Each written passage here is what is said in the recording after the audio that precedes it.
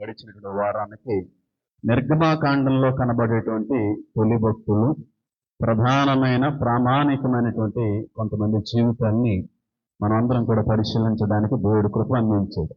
ఆది కాండంలో ఉన్నటువంటి అనేక మంది భక్తుల్ని మనం పూర్తి చేసుకోవడానికి దేవుడు సహాయాన్ని అందించాడు. ఆది కాండం తర్వాత నిర్గమాకాండంలోకి ప్రవేశించిన అనంతరం నిర్గమాకాండంలో ఆదిలోని తొలి భాగంలోనే కనబడేటువంటి కొంతమంది భక్తుల గురించి మనం పరిశీలించేసాం. నాకు తెలిసి ఒక 5 గురించి మాట్లాడుకున్నాం. మోషే, అహరోను, చెప్పండి, బీతియా, షిప్రా, పూయా, సిప్పోరా, 5 గురించి మాట్లాడుకోవడానికి దేవుడు కృప అందించాడు. ఈ రోజున మన జ్ఞాపకం చేసుకునేటువంటి పరిశీలించబోయేటువంటి వ్యక్తి మోషే యొక్క జీవితంలో చాలా ప్రధానమైనటువంటి పాత్ర పోషించినటువంటి వ్యక్తి. వాస్తవానికి ఆ వ్యక్తి కానీ లేకపోయి ఉండుంటే మోషే యొక్క జీవితం ఏ విధంగా ఉంటుందో ఆలోచించడానికి కూడా ఇంకా అవధులు లేనట్టుగా మారిపోతుందేమో అని అనిపిస్తూ ఉంటుంది. అలాంటి వ్యక్తి మరి ఎవరో కాదు కానీ మోషే యొక్క సహోదరి మిరియాము కానీ లేకపోయి ఉండుంటే మోషే బ్రతికి బయటపడేవాడు కాదు. మోషే పుట్టడానికి గల కారణం ఎవరు? దేవుడు. చెప్పండి, అవునా కదా? అందులో సందేహం లేదు. మోషే పుట్టడంలో కారణం దేవుడు. తర్వాత మోషే బ్రతకడానికి గల కారణం సిప్రా, పూయ. పోషించబడ్డంలో కారణం చెప్పండి, బీతియా, ఫరో యొక్క కుమార్తె. అలాగే సహకరించడంలో ఆయనకు ఉన్నటువంటి కారణం ఆయన భార్య అయినటువంటి సిప్పోరా. వీళ్ళందరూ కూడా ఒక రకమైన బాధ్యతలో మోషే కొరకు వినియోగించబడిన వ్యక్తులే కానీ మిరియాము అనేటువంటి వాడు కానీ లేకపోయి ఉండుంటే పుట్టడం అనేది జరుగుతుంది కానీ పుట్టి బ్రతికేటువంటి అవకాశం లేకపోవడం. అంత అద్భుతమైనటువంటి పాత్ర ఈ మిరియాం. అయితే మిరియాం గురించి వాక్యం సెలవిస్తూ ఉంది. ఆవిడ ప్రవక్తి అని చెప్పి వాక్యం సెలవిస్తూ ఉంది. అంటే ప్రవక్త అని మగవాళ్ళని పిలిస్తే ప్రవక్తి అని చెప్పి ఆడవాళ్ళని పిలుస్తూ ఉంటారు. అయితే వీటి నుంచి మనం ఏమి నేర్చుకుంటాం? అసలు ఆమెను గురించినటువంటి ప్రస్తావన వాక్యంలో ఏ చోట మొదలైంది అనే దానికంటే కూడా ఈమె నుంచి నేర్చుకున్నటువంటి ఒక ప్రత్యేకమైన అంశాన్ని ఈ రోజున పరిశీలించడానికి ప్రయత్నం అయితే చేద్దాం. నిర్గమాకాండము 15వ అధ్యాయము 20వ వచనాన్ని కన్నా మనం చదివితే మిరియామును గురించినటువంటి ప్రస్తావన ఒక చక్కటి మాట ఆ చోట కనబడతా ఉంది. త్వరగా ఎవరైనా చదవడానికి ప్రయత్నించండి. మరియు అహరోను సహోదరియు ప్రవక్తియునగు మిరియాము తంబుర చేత పట్టుకొనిను, స్త్రీలందరూ తంబురులతోనూ నాట్యములతోనూ ఆమె వెంబడి వెళ్ళెను అనేటువంటి మాట ఆ చోట కనబడుతూ ఉంది. లేఖనాలు స్పష్టమైన రీతిలో తెలియపరుస్తూ ఉన్నాయి. మిరియాను అహరోను సహోదరియు ప్రవక్తినియగు మరియు మిరియాము తంబురను చేత పట్టుకొనెను అనేటువంటి మాట కనబడుతూ ఉంది. ఇవి ఎవరి సహోదరి, ఎవరికి సంబంధించినటువంటి వారిని వాక్యం చదివితే అహరోను మోషే యొక్క సహోదరి అనేటువంటి మాట కనబడుతుంది. అంటే మోషే గారి యొక్క అక్క. మనమంతా కూడా జాగ్రత్తగా పరిశీలన చేస్తే మిరియాము చాలా అద్భుతమైన రీతిలో మోషే కొరకు వాడబడినటువంటి వ్యక్తి. ఆయన యొక్క జీవితంలో చాలా ప్రత్యేకమైనటువంటి స్థానం కలిగినటువంటి వ్యక్తి ఈ మిరియాం. అందులో ఏ విధమైనటువంటి సందేహం కూడా లేదు. ఎందుకు ఈవిడ అంత గొప్ప వ్యక్తి అంటే వాస్తవానికి ఆవిడ లేకపోతే మోషే అయినటువంటి వాడు పుట్టకపోదును, అది వేరే విషయం. లైఫ్ని రిస్క్ చేసినటువంటి వ్యక్తి ఈ మిరియామే. ఈమెతో పాటుగా అక్కడ ఉన్నటువంటి ఫరో కుమార్తె కూడా లైఫ్ని రిస్క్ చేసింది. కానీ అద్భుతమైనటువంటి పరిచయం తర్వాత భాగంలో కూడా మిరియాము జరిగించడానికి ఆవిడ ఇష్టపడింది. అది ఎవరో కూడా కాదు అనలేనిటువంటి సత్యం మనందరికీ తెలిసిన విషయం. చిన్న విషయం. 3 నెలలు ఒక చంటి పిల్లని ఎవరికంటా పడకుండా, ఎవరి చోటకి కూడా వెళ్లకుండా, ఎవరికి తెలియకుండా 3 నెలలు ఇంట్లో దాచిపెట్టమంటే అది చిన్న చితక విషయం అయితే కాదు. ఆ 3 నెలల్లో ఆ పిల్లవాడు అరిస్తే దాన్ని ఏ విధంగా కవర్ చేసేదో కూడా నాకు కొన్నిసార్లు అర్థమయ్యేది కాదు. ఆ 3 నెలల్లో కూడా ఇంటిలో నుంచి కనీసం బయటకు కూడా తీసుకురాకుండా, ఐగుప్తు యొక్క ఏ ఒక్కరికి కూడా కనబడకుండా అంత చాకచక్యంగా, అంత జాగ్రత్తగా ఆ శిశువుని భద్రపరిచిందంటే ఆవిడ ఎంత జ్ఞానంగా దేవుని యొక్క సహాయంతో వాడబడిందో ఎంతకంటే పెద్ద ఆధారం అవసరం లేదని అంటాం. 3 నెలలు ఒక చంటి పిల్లవాడిని ఏడవకుండా ఆ మాట ఆ స్వరం బయటికి వినపడకుండా ఎవరన్నా కాయగలరా? 3 గంటలు కాయలేం పిల్లల్ని, అవునా కదా? 1 గంట కూడా ఎవరో కాయలేకపోతున్నారు ఇక్కడ చిన్నపిల్లల్ని తీసుకొచ్చేవాళ్ళు. 1 గంట కూడా నోరు ముయించి 1 గంట ఇక్కడ ఎవరన్నా కూర్చోబెట్టగలిగితే వాళ్ళకి పెద్ద దండేసి ఇంటికి పంపించొచ్చాము. 1 గంటే పిల్లల్ని కాయలేకపోతున్నాం, ఎదిగినటువంటి పిల్లల్ని. అలాంటిది 3 నెలల శిశువు, 3 నెలల వయసు ఉన్నటువంటి చిన్న శిశువు ఏడుస్తున్నప్పుడు, బాధపడుతున్నప్పుడు, వెక్కి వెక్కి ఏడుపు కలిగి ఉన్నప్పుడు ఆ స్వరం బయటికి వినపడకుండా, ఆ ఏడుపు బయటికి వినపడకుండా 3 నెలలు ఆ కుమారుని జాగ్రత్త పరిచిందంటే ఆవిడ ఎంతగా అక్కడ పరిచయం చేసిందనేది మనకు అర్థమవుతా ఉంటుంది. పైగా ఫరో గారు తెలిస్తే మిరియాముని చంపేస్తారు. అలాగని చెప్పి ఇంక విషయం మీకు తెలుసో తెలీదో, ఈ 3 నెలల్లో కూడా మోషే సూర్యుని కూడా చూసుండవు. పుట్టినటువంటి మొదలు 3 నెలల్లో ఆ నైల్ నదిలో పడవేసేంత వరకు కూడా మోషే అనేటువంటి వాడు సూర్యుని కూడా చూసుండు. ఎందుకంటే ఎవరికంటైనా పడింది అనుకోండి, వాళ్ళ వల్లే. ఇదిగో మన పిల్లలందరూ చచ్చిపోయారు కానీ ఇది మాత్రం వాళ్ళ పిల్లల్ని బతికించేసుకుందని చెప్పేసిన చాలా భయంకరమైనటువంటి ప్రమాదం ఉంటుంది. కనుక నాకు అనిపించింది దేవుడు ప్రేరేపించాడు, మోషే 3 నెలలు సూర్యుని చూడకుండా ఇంటిలోనే ఉండిపోయాడు. అంత అద్భుతమైనటువంటి పరిచర్య చేసిన వ్యక్తి. అంటే మిరియాము మోషే బ్రతకడానికి కారణమైనటువంటి వ్యక్తి, అందులో సందేహం లేదు. అంత మాత్రమేనా? మోషే బ్రతకడానికి మాత్రమే ఈవిడ కారణం అంటే కాదు, మోషే యొక్క నాయకత్వంలో కూడా చాలా బలమైనటువంటి పరిచర్య జరిగించినటువంటి వ్యక్తి కూడా ఈ మిరియామే. మోషే ఒక్కడి మీద బాధ్యతని భారాన్ని వదిలిపెట్టేలేదు. మోషే నాయకుడిగా ఆ జనాంగాన్ని అంతటినీ కూడా నడిపిస్తూ ఉంటే మిరియాము ఆ జనాంగాన్ని ఆత్మలో బలపరుస్తూ ఉండేది. మోషే నడిపించేవాడు, మిరియాం మాత్రం దేవుల్లో బలపరిచేటువంటి వ్యక్తి. అంత అద్భుతమైనటువంటి పరిస్థితి ఇక్కడ ఉంది కదా. నేను లేని మాట ఏం చెప్పట్లేదు. ఉండగా తంబురుల చేత పట్టుకుని ఆ సంఘం అంతటినీ కూడా బలపరుస్తున్నట్టుగా వాక్యం సెలవిస్తోంది. అంటే మిరియాము మోషే యొక్క జీవితంలో బ్రతకడానికి కారణమైన వ్యక్తి. మోషే పరిచర్య కాలంలో పరిచారికురాలుగా కూడా ఉపయోగపడినటువంటి వ్యక్తి. అందులో సందేహం లేదు. అంత బలమైన పరిచర్య చేసింది. తమ్ముడు కోసం చాలా కష్టపడింది. ఆయన ఎక్కడ వెళతా ఆయన వెంబడించింది. ఆయన ఎక్కడ వెళ్ళినా సరే ఆయనతో ఉండిపోయేది. ఆయన ఏ చోటకి వెళ్ళమంటే దేవుడు ఆ వ్యక్తితో పాటు ఈవిడ కూడా వెళ్ళిపోతా ఉండేది.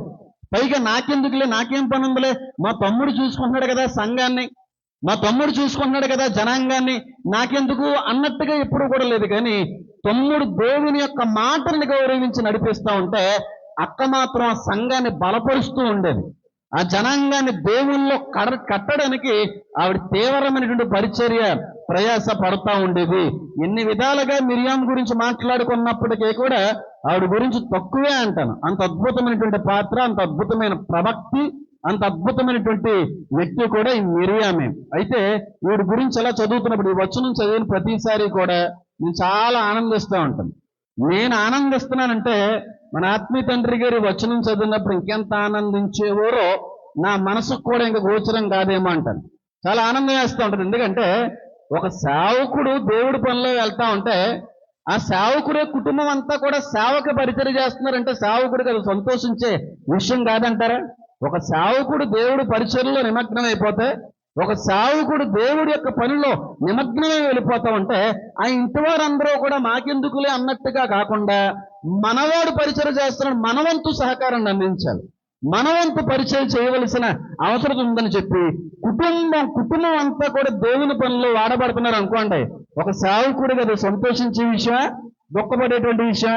నాకైతే చాలా సంతోషం వేసింది. ఎందుకంటే మిరియాము సేవకుడికి సహకరించింది, అన్నయ్య అయిన అహరోను సేవకుడికి సహకరించింది. నేను అంటే ఆ ముగ్గురు కూడా సేవలో వాడబడుతున్న వ్యక్తులే. నాకు చాలా ఆనందం వేస్తుంటారు. మరి తాతయ్య గారి వచనం చదివినప్పుడు ఎంత ఆనందించారో, ఆనందంతో పాటుగా చాలాసార్లు బాధ కూడా పడేవాడేమో. ఎందుకనంటే ఆయన అయితే మాత్రం ఒంటరిగానే పోరాడాడు తప్ప కుటుంబంలో ఒక్క వ్యక్తి కూడా ఆయన పరిచర్కి ఏం చేయలేకపోయారు, సహకరించలేకపోయారు. పాపం చాలా కష్టపడ్డాడు ఆయన.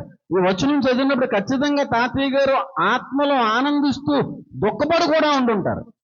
అందులో సందేహం లేదు. ఆయన ఒంటరి పోరాటం, ఒక్కడే ప్రయాసపడేవాడు, ఒక్కడే పోరాడుతూ ముందుకు వెళ్ళేటువంటి పరిస్థితులు ఆయన జీవితంలో కనబడేవి. అంటే అలాంటి శ్రమ నాకు వచ్చిందని అనట్లేదు, కానీ నాకైతే ఇంకా సహకరించే కుటుంబం ఉంది. నా భార్య సహకరిస్తూ ఉన్నారు, నా తల్లి గారు సహకరిస్తూ ఉన్నారు, నా బిడ్డలు సహకరిస్తూ ఉన్నారు.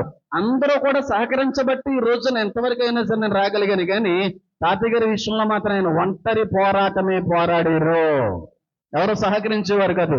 దేవుని అడిగేవారు, ప్రభువా ఇంకెంతకాలం నాయన, ఓపిక నశించిపోతుందా, సొమ్ము సిల్లిపోతున్నాను తండ్రి, పరిచర్య చేయలేకపోతున్నాను ప్రభువా, నా ఇంటి వారిని ఎప్పుడు వాడుకుంటా, నా ఇంటి వారు నా బాధని, నా భారాన్ని ఎప్పుడు అర్థం చేసుకుని నాకు పరిచర్య చేసేటువంటి వ్యక్తులుగా వస్తారని చెప్పి ప్రార్థన చేశాడు కానీ ఆయన ప్రార్థన, ఆయన బాధని దేవుడు పట్టించుకోలేదని అనట్లేదు. కానీ ఎవరిని మాత్రం కుటుంబంలో ఎంచుకోలేదు. అంటే రావాలి అని అనుకున్న వ్యక్తులను సైతం దేవుడు ఏం చేశాడు, ఒకనొక సమయంలో ఆపేశాడు. ఆయన అనుకున్న వ్యక్తుల్ని తీసుకొస్తాడు తప్ప అనుకున్న వ్యక్తుల్ని ఎప్పుడూ కూడా తీసుకొని రాడు, అందులో సందేహం లేదు. అయితే అక్కడ అనుకున్నారు, దేవుడు ఏర్పాట్లు ఉన్నారు, మిరియామ గారు అహరోను గారు, కాబట్టి వాడుకొని ఉండవచ్చు. కాబట్టి ఎవరిని ఇందులో కూడా తప్పుపడడానికి వీలు లేదు. కానీ ఆ మిరియామ జీవితంలో మాత్రం చాలా అద్భుతమైన విషయాలు ఉన్నాయి. ఈ రోజున మిరియామ నుంచి మనం ఏమి నేర్చుకోవచ్చండి? మిరియామ జీవితం మనకి ఏమన్నా నేర్పించేటువంటి ఆత్మీయ ఆధ్యాత్మిక పాఠాలు ఏమైనా ఉన్నాయంటే మిరియామ జీవితం బోల్డ్ అని పాఠాలు నేర్పిస్తుంది. మిరియాము జీవితం బోల్డ్ అని పాఠాలు నేర్పిస్తుంది. బైబిల్ అంతట్లో మిరియాము గురించిన ప్రస్తావన 4-5 సార్లు మాత్రమే ఉంటుంది. ఇంక మళ్ళీ ఆవిడ ప్రస్తావన కూడా ఎక్కువ లేదు. కానీ ఆవిడ ప్రస్తావన 4-5 సార్లు ఉన్నప్పటికీ కూడా ఆ 4-5 సార్లలో కూడా చాలా బలమైనటువంటి ప్రస్తావన ఆమెను గురించి వినబడడం, రాయబడడం అనేటువంటిది జరుగుతూ ఉంటుంది. అయితే మీ అందరిని కూడా ప్రశ్న అడుగుతా ఉన్నాను, మిరియాము గురించి ఏమి నేర్చుకోవచ్చు? మిరియాములో ఈ మంచి లక్షణం ఉంది, ఈ అద్భుతమైన లక్షణం ఉంది, దీని నుంచి ఇది నేర్చుకోవచ్చు అనేది ఏదన్నా ఒక మంచి ఉంటే చెప్పండి. మిరియాము నుండి ఏ మంచి నేర్చుకోవచ్చు చెప్పాలి. ఒక 2 విషయాలు చెప్పండి. బైబిల్ చదువుతున్నారు కదా చాలా మంది, మరి ఎందుకు చెప్పలేకపోతున్నారు? ఇది అక్కడో కొత్త నిబంధనలో ఉన్నటువంటి పుస్తక ప్రస్తావన కూడా కాదు కదా, పాత నిబంధనకు సంబంధించింది, చాలా సులువైనటువంటి గ్రంథం ఏది. చెప్పండి, మిరియాము నుంచి మనం ఏమి నేర్చుకోవచ్చు? ఆ వచనంలోనే 3 పాఠాలు నేర్చుకున్నాడు కదండి.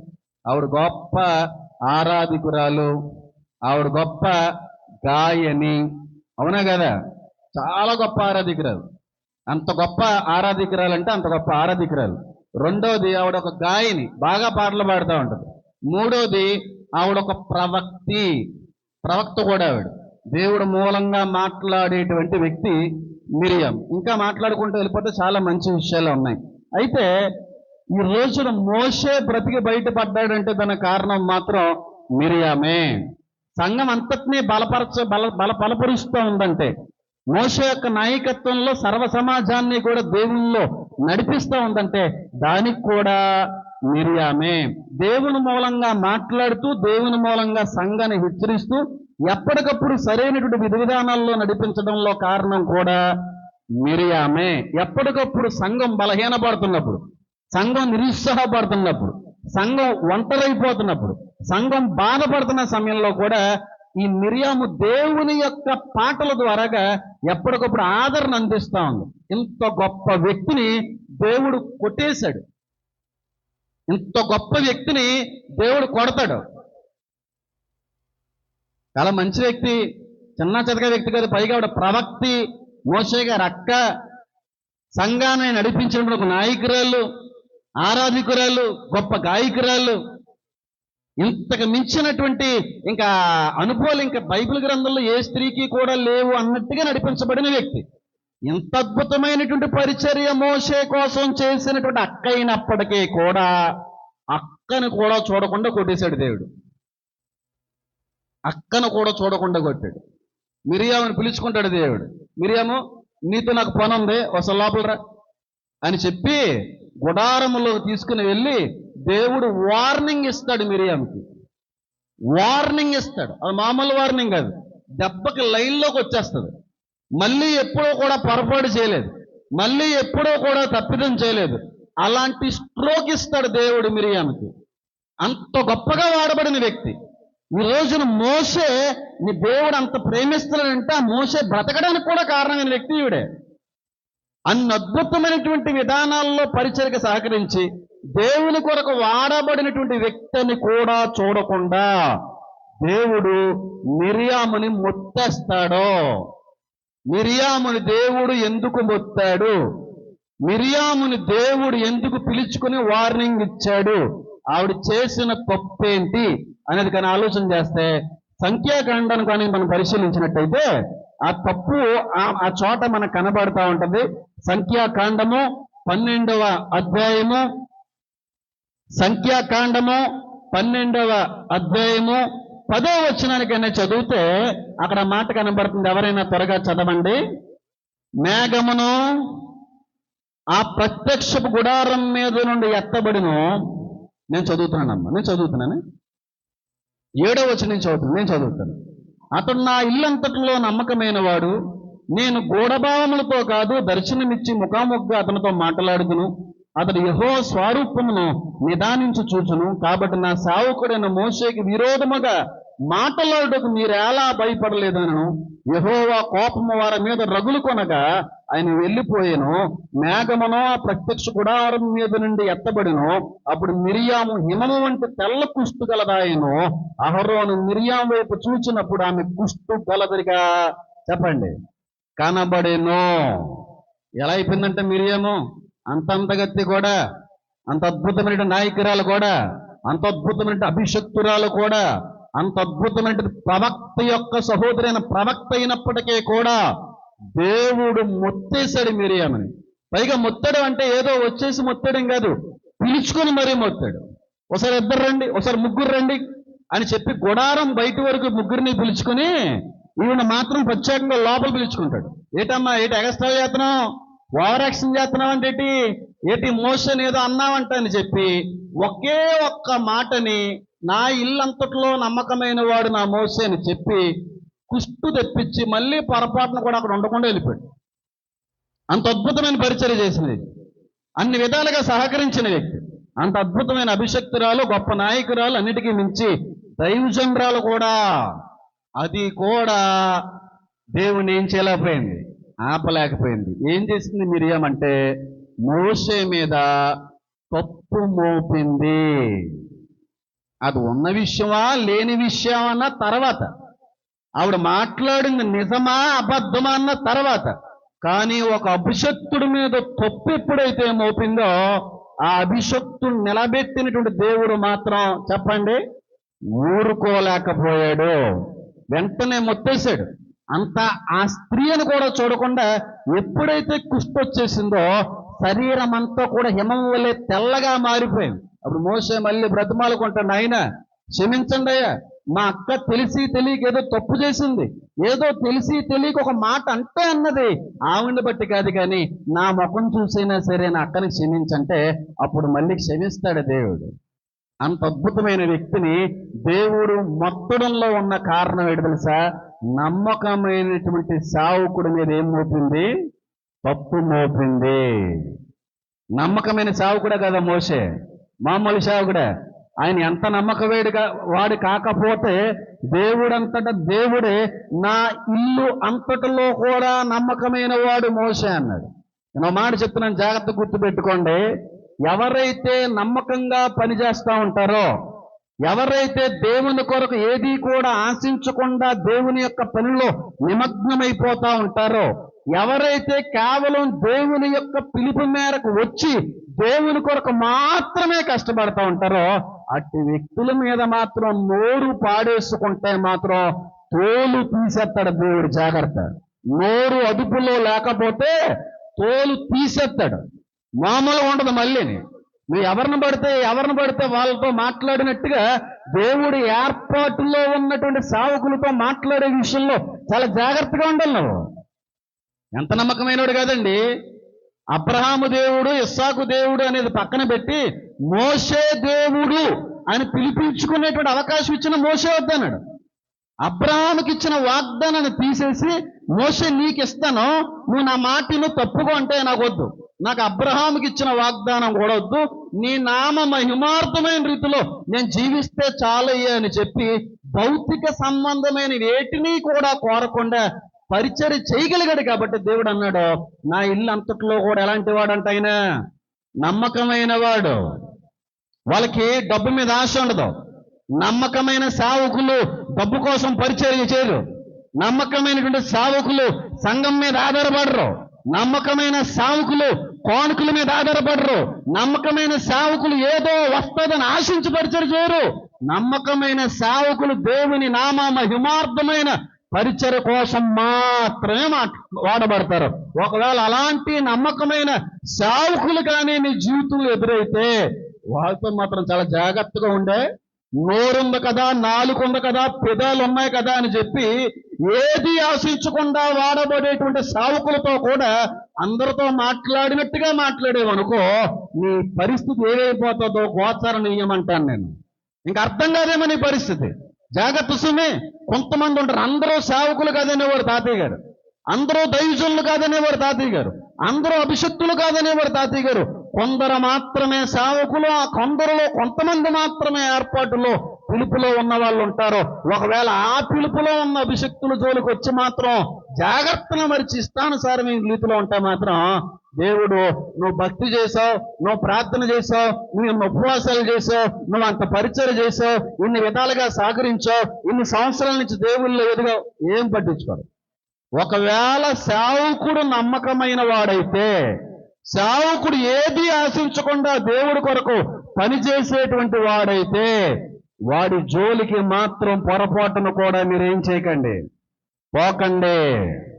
చాలా తీవ్రమైన ఇబ్బందులు పడిపోతారు. ఆశించే వ్యక్తుల గురించి మాట్లాడలేదు. డబ్బుల కోసమో, కానుకల కోసమో, ఇంకో రకమైనటువంటి భౌతిక సంబంధమైన లాభాల కొరకు ఆశించి చేసేటువంటి వ్యక్తులు కూడా ఉంటారు. కానీ ఏది ఆశించకుండా దేవుడి కొరకు మాత్రమే వాడబడేటువంటి సేవకులు ఉంటే మాత్రం నూరు ఎలా ఉండాలి, చాలా జాగ్రత్తగా ఉండాలి. అందుకే దావీదు కూడా అంటాడు, సౌలు దొరికేశాడయ్యా, ఎంతకంటే పెద్ద అవకాశం రాదు, వేసేద్దాం అంటే, వద్దునైనా దేవుని మూలంగా అభిషేకం పొందుకున్నవాడైనా, దేవుని మూలంగా అభిషక్తుడై ఉన్నాడు గనుక ఆయన జోలికి పోకూడదు. ఉన్నా ఈ రోజున నీ సేవకుడితో గౌరవంగా మాట్లాడగలుగుతున్నావా? నీ సేవకుడి పట్ల జాగ్రత్త వహిస్తూ మాట్లాడగలుగుతున్నావా? లేకపోతే నీ సేవకుడు ఒకవేళ నిజమైన యథార్థవంతమైనటువంటి పిలుపు మూలంగా పనిచేసేటువంటి నమ్మకస్తుడైతే, నోరు పారేసుకునేటువంటి వ్యక్తి ఉంటే మాత్రం బాగా గుర్తుపెట్టుకో, నీకు తగిలేటువంటి దెబ్బ మాత్రం జీవితంలో పెరిగిపోదావు. అందులో సందేహం లేదు. అందరూ ఉంటారని నేను అనట్లేదు, కానీ అందరిలో కొందరు మాత్రం ఉంటారు. అసలు సేవకులు అంటే ఏముండదు, వాళ్ళకి గౌరవం ఉండదు. సేవకులు సైతం పేరు పెట్టేటువంటి వ్యక్తులు ఉంటారు. కొంతమంది పేరు పెట్టింది, ఏమని పెట్టింది, కూషు దేశానికి సంబంధించిన వ్యక్తిని పెళ్లి చేసుకున్నాడండి. ఈయన ఒక్కడే మాట్లాడతాడే, మేము మాట్లాడలేమా? మేము ప్రవక్తలం కదా, మేము వాక్యాన్ని అందించలేమా? మేము నాయకులుగా మేము ఉండలేమా? మేము జనాంగా నడిపించలేమా? వాళ్ళలో ఉన్నదట్టి మాలో లేదట. ఆడు పైగా ఇక్కడ హెబ్రీవాళ్ళని కూడా కాదు, కూషు దేశానికి సంబంధించిన ఒక ఆడవాన్ని తీసుకుని వచ్చి పెళ్లి చేసుకున్నాడో అని చెప్పి మోషేని ఎప్పుడైతే విమర్శించిందో, మోషేని ఎప్పుడైతే తప్పు పట్టిందో, దేవుడు ఊరుకున్నాడా? ఊరుకోలేదు. ఒక మాట చెప్తున్నాను చూడండి, దేవుని ఏర్పాటులో ఉన్న నమ్మకమైన అభిషక్తులకి ఏం పెట్టకండి, పేర్లు పెట్టండి, తప్పు పట్టకండి. కొంతమంది ఉంటారు ప్రబుద్ధులు, మహాజ్ఞానులు, ఇంకా వీళ్ళకి మించిన వారు లేరు అన్నట్టుగానే ఉంటారు. కొంతమంది సేవకులకు పేరెడతా ఉంటారు. అన్నీ బాగానే ఉంటాయండి. హేమన్ బాబు గారిలో వాక్యం చాలా బాగా అందిస్తూ ఉంటారండి. ఉద్యమంతోనే వాక్యం నడిపించబడతా ఉంటుంది. ఆ కోపమే కొంచెం నువ్వు ఎవడోరా నాకు చెప్పడానికి, దేవుడు అంటున్నాడు, నేను కాదే, నేను అన్నగానే అండగా నీ అక్కడ నేను ఏ పాటండి. అన్నీ బాగుంటాయండి, చాలా ప్రేమిస్తాడండి, చాలా గౌరవిస్తాడండి, అద్భుతమైన రీతిలో వాక్యం ఉంటుందండి. కానీ కోపం తగ్గించుకుంటే ఇంకా బాగుంటుంది. నువ్వు ఎవడవే పేరు పెట్టడానికి, నువ్వు ఎవడవే సావుకుడికి చెప్పడానికి, నువ్వు ఎవడవే సావుకుల్లో తప్పు ఉందని చెప్పి ఏలెత్తు చూపడానికి తొక్కి పాడేస్తాను నేను. జాగ్రత్త. నోరుంది కదా అని చెప్పి సావుకులకి పేర్లు పెట్టేటువంటి ప్రబుద్ధులు చాలా సంఘాల్లో తయారయ్యారు. ఇక్కడ నిలబడి వాక్యం చెప్పడం అంటే ఇంట్లో టిఫిన్ తినడం కాదు, టీవీల ముందు కూర్చొని జాగ్రత్తగా మాట్లాడి నీ ప్రవర్తనని మీరు ఏం చేయమన్నాడైనా, జాగ్రత్తగా చూసుకోమన్నాడైనా. ఎలా ఉంది నీ ప్రవర్తన? ఒకవేళ నీ సేవకుడు అభిషిక్తుడైతే, నీ సేవకుడు దేవుని ఏర్పాటులో ఉన్నవాడైతే, ఒకవేళ నీ సేవకుడు నిజంగానే నమ్మకమైన సేవకుడైతే, ఏది ఆశించకుండా పనిచేసేటువంటి సేవకుడైతే, నీ సేవకుని సంతోషపెట్టినా పెట్టకపోయినా పర్లేదు, కానీ నీ సేవకుని పొరపాటును కూడా బాధ మాత్రం పెట్టకో. దైవజనులను సంతోష పెట్టకపోయినా పర్లేదు, బాధ పెట్టకండి, అది నీకు మంచిది కాదు. పొరపాటున సంఘాన్ని బట్టి సేవకుడు కన్నీరు విడిచాడా, నీ పరిస్థితి ఇంకా అయోమయం అయిపోతుంది. పేర్లు పెడతా ఉంటారు సేవకులకి. రామన్ బాబు గారు అన్నీ బాగుంటాయండి బాబు, అన్నీ బాగుంటాయండి, ఆ మాట కొంచెం కఠినంగా ఉంటుందని. నువ్వు ఎవడోరా నాలో తప్పు పడ్డానికి, నాలుగు తప్పు నువ్వు చూపించడం నువ్వెవరవే? నిజంగా నాలో తప్పు ఉంటే నా దేవుడు నన్ను తీసేస్తాడు కదా, నన్ను ఇక్కడ ఎందుకు నిలబెడతాడో, నన్ను ఎందుకు వాడుకుంటాడో, నా ద్వారాగానే ఆయన సువార్తను ఎందుకు ప్రకటించుకుంటాడు? నువ్వు ఎవరవి అసలు? సేవకుడికి పేరు పెట్టడానికి నువ్వు ఎవరవే? మిరియాం పేరు పెట్టింది ఎవరికే? నమ్మకమైనటువంటి సేవకుడికి పేరు పెట్టింది. కూషు దేశానికి సంబంధించిన స్త్రీని పెళ్లి చేసుకున్నాడు ఈయన. ఆయనలో ఉన్న తప్పుని ఎత్తు చూపే ప్రయత్నం చేసింది. చాలా జాగ్రత్త సుమి, సేవకులకి రెండింతల తీర్పు ఉందనుంది బైబిల్ గ్రంథంలో. అటు భూమి మీద తీర్పు ఉంది, అటు పరలోకంలో కూడా తీర్పు ఉంది. తీర్పు తీర్చువాడైనా నువ్వు కాదు. సేవకుల్లో ఒకవేళ నీకు నచ్చని అనుభవం కనబడింది అనుకో, నువ్వు నోరు మూసుకుని ఉండడం మంచిది. కోపంగా మాట్లాడతాడండి, చిన్న పెద్ద లేకుండా మాట్లాడతాడండి. వాక్యం అంతా కూడా చాలా కఠినంగా ఉంటుందండి, హృదయం అంతా కూడా నొచ్చుకునే విధంగా ఉంటుందండి. అదొక్కటి తప్పించుకుంటే చాలా బాగుంటుంది. వాక్యం నెమ్మదిగా చెప్తే చాలా బాగుంటుందండి, కొంచెం చూసి మాట్లాడితే చాలా బాగుంటుంది. నువ్వు అనడానికి కానీ, సేవకుడికి పేరు పెట్టడానికి కానీ ఏ కొసన్నా కూడా చెప్పండి సరిపో. చాలా జాగ్రత్తగా ఉండాలమ్మా. మళ్ళీ చెప్తున్నాను చూడండి, తాతయ్య గారు అన్న మాటను కాదు. అందరూ పాస్టర్లు అయిపోరు, అందరూ సేవకులు అయిపోరు, కానీ కొందరు మాత్రం ఉంటారు ఏమి ఆశించరాలు, పొరపాటును కూడా ఏది ఆశించకుండా పరిచయం చేస్తారో అలాంటి నమ్మకమైన సేవకుల దగ్గర కానీ నోరు పారేసుకుంటే మాత్రం తోలు తీసి పాడేస్తాడు దేవుడు. అలాగే ఉంటుంది వాక్యం. నచ్చి తినేనంటే, నచ్చకపోతే ఇంటికి వెళ్ళి పడుకో. ముసలం ముచ్చట్లు ఉండవు, ఇంపైన మాటలు ఉండవు, ఏముండవు. ఉన్నదిగా మాట్లాడతాను. పేర్లు పెడతా ఉంటాం. రామన్ బాబుకి పేరు కాదు, ఆయన దేవుడికి పెడుతున్నావు పేరు. ఆ వ్యక్తిలో ఎలాంటి వాడే ఉన్నాడో, ఆయన అనుభవాలు ఏంటో, ఆయన వ్యక్తిత్వం ఏంటో, ఆయన ఉన్న లోటుపాట్లు ఏంటో, ఆ లక్షణం ఎలాంటో దేవుడు తెలుసు. మరి నువ్వెవడది చెప్పుకోవడానికి? ఇక్కడికి వచ్చి పాస్టర్ గారండి వందనాలండి, ప్రేజ్లాడండి, ప్రార్థన చేయండి పాస్టర్ గారు, ప్రార్థన చేయండి పాస్టర్ గారు అంటారు. ఇంటికి వెళ్ళి ఆడంతే అదే ఉండవు. ఆడలా మాట్లాడు చూసావా, చిన్న పెద్ద గౌరవం లేకుండా ఎలా మాట్లాడుతాడో అని చెప్పి ఇంటికి వెళ్ళిన తర్వాత ఎదవాని తిట్టే ఎదవలు కూడా ఉంటారు, వేస్ట్ గారు కూడా ఉంటారు. ఇక్కడ ప్రేజ్లాడ్, ఇక్కడ దేవుడు మనిషి, ఇక్కడ దేవుడు సేవకుడు, ఇక్కడ సూపరు. అసలు పాస్టర్ ఎలా ఉన్నాడు? దేవుడికి నచ్చకపోతే తీసేస్తాడయ్యా, నువ్వెవడన్నా చెప్పడానికి? ఒళ్ళు జాగ్రత్తగా కానీ పెట్టుకుని మాట్లాడకపోతే సేవకుడితో మాట్లాడినప్పుడు పడిపోవాలి. అసలు గౌరవం ఉండే సేవకులు అంటే కొంతమందికి రౌడీల్లా యాక్ట్ చేస్తుంటారు కొంతమంది. నీ ఎవడు చేయించుకున్నాడు ప్రార్థన? నీ నచ్చితే చేయించుకో, నీ సేవకుడు నచ్చలేదు, పద్ధతి నచ్చలేదు, చేయించుకో ఒక ప్రార్థన.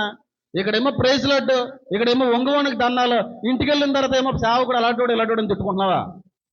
సేవకుడు ఏం అండమ్మా? మోషే అన్న అన్నాడు మిరియామని, పల్లెత్తు ఒక మాట కూడా అనలేదు, ఏటక్క అలా మాట్లాడుతున్నా కూడా అనలేదు, కనీసం కళ్ళల్లో నుంచి కంటి బొట్టును కూడా రాల్చలేదు. కానీ మనో దుఃఖానికి మాత్రం లోనైపోయాడు. ఆ దుఃఖాన్ని మాత్రం హృదయాంతరంగాల్ని చూసే దేవుడు చూసేశాడు. దాన్ని నిమిషం కూడా ఆలస్యం చేయకుండా, మిరియం అసలు లోపల రా, నువ్వు అర్జెంటుగా వస్తావా లేదని చెప్పి పిలిపించి తొక్కి పంపించాడు. ప్రవర్తన జాగ్రత్తగా ఉండాలి. సేవకుడితో మాట్లాడుతున్నప్పుడు నీ ప్రవర్తన చాలా జాగ్రత్తగా ఉండాలి. ఇంట్లోతో మాట్లాడుతున్నట్టు, మొగుడితో మాట్లాడుతున్నట్టు, పిల్లంతో మాట్లాడుతున్నట్టు, ఫ్రెండ్తో మాట్లాడుతున్నట్టు, లవర్తో మాట్లాడుతున్నట్టు సేవకుడి దగ్గర ఈ అని చెప్పి ఎగేసుకుంటా మాట్లాడేసావు అనుకో, తోలు తీసేస్తాడు దేవుడి జాగ్రత్త. ఓ ఎక్కిలింతలు కొంతమంది సేవకుడన్నా భయం ఏముండదు, వాళ్ళ ప్రవర్తన బాగోదు. అసలు భయం ఉంది. ఈ రోజున సేవకుడు అంటే భయం కలిగి ముందుకు వెళ్తున్నావా? లేకపోతే భయం లేదు, ఏమి లేదు, మీలాంటి మాలాంటి మనిషే కదండి, ఆయన ఏమన్నా దిగి వచ్చాడండి, పాస్టర్ గారు అయితే ఏమిటండి మాకు అన్నట్టుగా నీకు ఉండొచ్చు. ఒకవేళ ఆ సేవకుడు దేవుని యొక్క ఏర్పాట్లు ఉన్నవాడైతే నీ ప్రవర్తన చాలా జాగ్రత్తగా చూసుకోవలసిన అవసరం ఉంది. నచ్చితే మాట్లాడండి సేవకులతో, నచ్చకపోతే మాట్లాడటం మానేయండి, తప్పేమి లేదు. అంతేగాని సేవకులను దూషిస్తూ, సేవకులను విమర్శిస్తూ, సేవకులు ఉన్నటువంటి కొన్ని విషయాలను తప్పు పట్టేటువంటి విధంగా చూపించే వ్యక్తివైతే ఖచ్చితంగా మిరియామును కొట్టినట్టుగా దేవుడు కొడతాడేమో. చాలా జాగ్రత్తగా ఉండాలమ్మా. నేను ఎందుకు మాట చెప్తున్నానంటే, నేను ఏదో గొప్ప సేవకుడిని, గొప్ప నాయకుడిని, గొప్ప అభిషక్తుని, గొప్ప ఏర్పాట్లు ఉన్నవాడిని కాదు. నమ్మకమైన సేవకుల దగ్గర మాత్రం చాలా జాగ్రత్తగా ఉండాలి. నమ్మకమైన సేవకులు అంటే డబ్బుల గురించి ఆలోచించరాలు, కానుకల గురించి ఆలోచించరాలు, ఏది ఆశించకుండా దేవుడి కొరకు మాత్రమే పనిచేస్తారు. ఆత్మల పట్ల భారము ఆసక్తి కలిగి మాత్రమే చేస్తారు. అలాంటి వ్యక్తులు కానీ మీ జీవితంలో ఎదురైతే వాళ్ళతో జాగ్రత్తగా ఉంది. అంతేగాని ఆ ప్రవర్తనలో జాగ్రత్త లేకుండా, గౌరవం లేకుండా, ఇష్టానుసారమైన రీతిలో మాట్లాడేస్తే చాలా ఇబ్బంది పడతావు. తాతయ్య గారి గురించి ప్రత్యేకంగా నేను చెప్పవలసినంత అవసరత ఏమీ లేదని అంటాను. ఆయన ఏ విధంగా వాడబడ్డాడో, ఏ విధమైన రీతిలో దేవుని కొరకు ఆయన జీవించాడో, ఏమీ ఆశించకుండా తన జీవితం అంతటినీ కూడా దేవునికి సమర్పించుకుని వాడబడ్డాడో మీ అందరికీ తెలిసిందే. ఎందుకంటే సేవకులు, ఏ సేవకుడన్నా సరే డైరెక్ట్గా ఇప్పుడు నేను సవాలు విసురుతాను, యూట్యూబ్లో కావచ్చు, ఎవరికైనా చెప్తాను, నువ్వు సేవకుడు అయితే ఉన్న పాటికి బ్యాంక్ డీటెయిల్స్ చూపించాలి, బ్యాంకులో బ్యాలెన్స్ చూపించాలి. నేను చూపిస్తాను. ఇప్పుడు ఏ సేవకుడైనా నా బ్యాంకులో బ్యాలెన్స్ ఎంత ఉంది అని చూపించగలిగిన నిజమైన సేవకుడు. ఎందుకంటే సేవకుడి దగ్గర డబ్బులు ఉండకూడదు. నువ్వు ఏదన్నా పట్టుకెళ్ళి, కానీ సేవకుడు పరస మాత్రం పట్టుకెళ్ళొద్దన్నాడు దేవుడు. సేవకుడి దగ్గర డబ్బు ఉండకూడదు, సేవకుడికి ఆస్తి ఉండకూడదు, సేవకుడి దగ్గర చిల్లి గవ్వ ఉండకూడదు. పోషించేవాడు దేవుడు మాత్రమే అన్నాడా లేదా? యేసుక్రీస్తు ప్రభువారు తన శిష్యులను పంపుతూ కత్తైనా కొనిపెట్టుకోండి, కానీ జూలును మాత్రం వెంట పట్టుకుని వెళ్ళకండి. ఎందుకంటే నీ అవసరతలు తీరుస్తాను, నీ ఖర్చులన్నీ కూడా తీరుస్తాను, నీకు ఏ అవసరం వచ్చినా సరే నేను ఇస్తాను అనే ఉద్దేశంతో. ఇందులో సేవకులు డబ్బులు దోచుకునే వాళ్ళు, దాచుకునే వాళ్ళే తప్ప బ్యాంక్ బ్యాలెన్స్ డైరెక్ట్గా చూపించుకునే వాళ్ళు ఉన్నారండి. పారాసామ్యులు గారు చచ్చిపోయే సమయానికి 500 రూపాయలు ఉన్నాయి. ఆ 500 రూపాయలు బ్యాంకులో నుంచి తీసుకొని వస్తేనే కానీ ఖర్చులు తీరవు. అడగండి కావాలంటే మా అమ్మగారు ప్రసన్న గారిని అడగండి. పారాసామ్యులు గారు చివరి దశలో ఆయన సంపాదించింది ఏదన్నా ఉందంటే సంఘం మాత్రమే. ఏం సంపాదించలేదు ఆయన, ఏమీ సంపాదించలేదు. డబ్బులు లేని సమయంలో స్టేట్ బ్యాంక్ వెళ్ళి అకౌంట్ క్లోజ్ చేసి 500 బ్యాలెన్స్ ఉంటే తెచ్చిన రోజులు ఉన్నాయి. ఆయన అంత నమ్మకమైన సేవకుడు. ఆ నమ్మకమైన సేవకుడి జీవితంలో ఎన్ని శ్రమలు వచ్చినాయో, ఎన్ని ప్రతికూలతలు వచ్చినాయో, ఎన్ని ఇబ్బందులు ఎదురైనాయో నేను ప్రత్యేకంగా చెప్పక్కర్లేదు. చాలా శ్రమలు అనిపించింది. నేనేమనిపించానండి, ఏమనిపించలేదు. ఆయన కష్టపడి వేసిన రోడ్డులో నేను ప్రయాణిస్తున్నాను. రోడ్డు వేసింది ఆయన, రోడ్డు మీద ప్రయాణం చేసేది నేనేం రోడ్డు వేయలేదు, నేనేం కష్టపడలేదు, నేనేం రోడ్డు కోసమే ప్రయాసపడలేదు. ఆయన చాలా కష్టపడి రోడ్డు వేస్తే ఆ రోడ్డు మీద కారు వేసుకుని తిరుగుతున్నాను అంతే. కష్టం అయింది, ప్రయాస అయింది, భారం అంతా కూడా అయింది. ఇదేంటి తప్పు కదా అని అనుకోవచ్చేమో. కాదు, అబ్రహాం చాలా కష్టపడ్డాడు. తర్వాత ఉన్న సంతానం అంత కష్టం లేదు. దేవుడు దీవించుకుంటాడు తరాలు. అయితే అంత అద్భుతమైన పరిచయం చేసిన వ్యక్తి జీవితంలో చాలా కష్టాలు వచ్చినాయి, చాలా శ్రమలు వచ్చినాయి, చాలా సమస్యలు వచ్చినాయి. ఒకనొక సమస్య ఇంటి బిడ్డను బట్టే వచ్చింది. తనకు పుట్టినటువంటి కుమారుడి యొక్క కుటుంబం నుంచే వచ్చింది. అవన్నీ కూడా విడమిర్చి చెప్పడం అనేది అది అంత గౌరవం కాదు. పైగా బయట చాలా మంది చూసే వాళ్ళు ఉంటారు కనుక వాళ్ళ మనోభావాలను కూడా దెబ్బతీయాలన్న ఆలోచన నాకు లేదు. చాలా మంది ఆ కుమారుడి యొక్క ఆ కుటుంబం నుంచి ఇక్కడికి వచ్చి దైవజనులను ఇబ్బంది పెట్టి, దైవజనులను భయపెట్టి, దైవజనులు ఏదో రకంగా బాధ పెట్టాలనే ఆలోచనతో కొంతమంది వచ్చారు ఇక్కడికి. సామలకోట సంఘానికి చాలా వరకు తెలుసది. ఎవరు వచ్చారో, ఆ కుమారుడి యొక్క కుటుంబం ఏంటో మీ అందరికీ తెలుసు. అలా వదిలేస్తే ఎలా కుదురుతుంది? అయిపోయింది, ఏదో అయిపోయింది. ఇష్టం లేకుండా పెళ్లి చేసుకున్నంత మాత్రాన్న వదిలేస్తారా ఏంటి మీరు? నువ్వు పాస్టరేనా, ఇంకోటి అన్నట్టుగా మాట్లాడుకుంటూ వచ్చారు. కానీ దేవుడి యొక్క ఉద్దేశమే ఆయన జరిగించాడు తప్ప ఆయనకి ప్రేమ లేక కాదు కదా. మోసం చేసిన వ్యక్తులు సైతం పక్కన పెట్టుకుని తిరిగాడు ఆయన.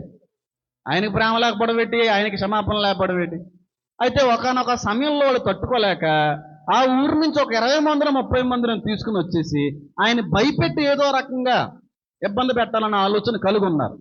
వచ్చేసారు. వచ్చే సమయానికి గేట్ తీసేసుకుని లోపలికి వచ్చేటప్పటికి తాతయ్య గారు ఇక్కడే కుర్చీలో కూర్చొని నిద్రపోతా ఇలా వెనక్కున్నారంటే, నిద్రపోతా వెనక్కి పడిపోయాడు.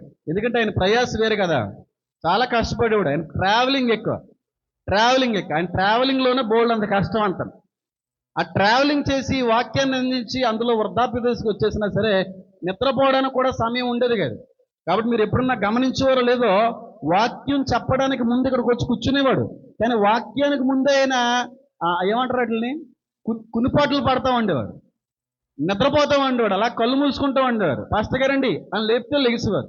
అంత ప్రయాసపడేవాడు, అంత కష్టపడేవాడు.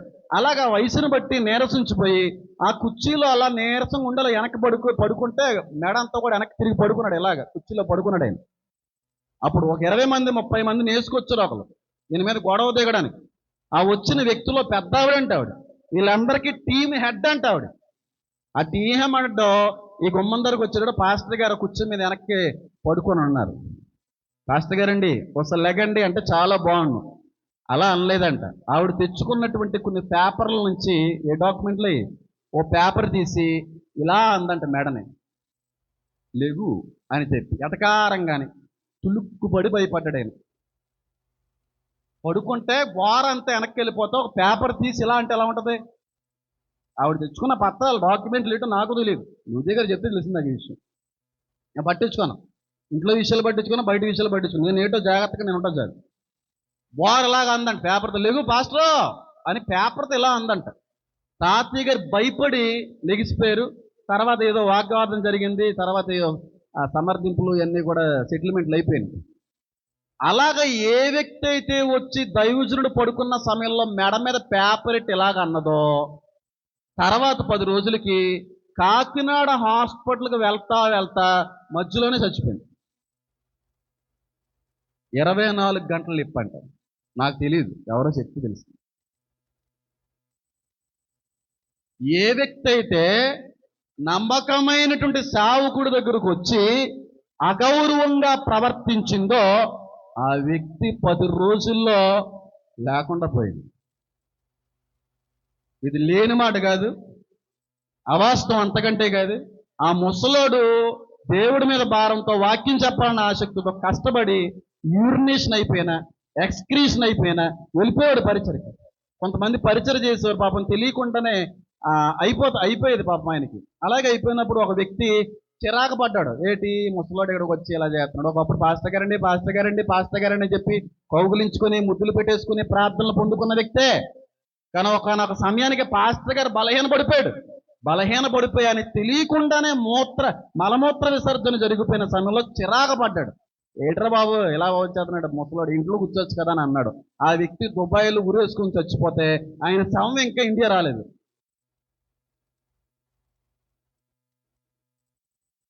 వాళ్ళు తీసేస్తారు. సేవకుడు ఏమంటారు? సేవకుడు నోరు మెదపడు.